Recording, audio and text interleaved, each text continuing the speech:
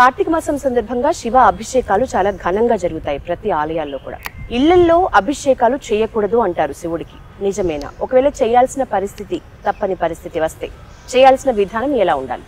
ఇళ్లలో అభిషేకం చేయకూడదనే మాటే లేదు. నేను రోజు శివ పంచాయతీని అభిషేకం చేస్తాను. నమకం చమకం కంఠస్థం, కంఠమునందు స్థ ఉన్నవాడు ఖచ్చితంగా గ్రామంలో ఉండాలి.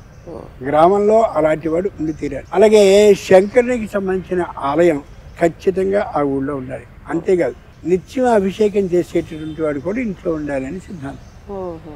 అంతేత అభిషేకం ఇంట్లో చేయకూడదు అని ఎవరో అన్నంటారు, అది ఆ లోకంలో పెడుతుంది, అనుమానం లేదు. అభిషేకమే చేయాల్సి వచ్చిన పరిస్థితి అన్నవే, ఆ పరిస్థితి లేకపోవడం, పరిస్థితి రావడం అంటూ ఉంది.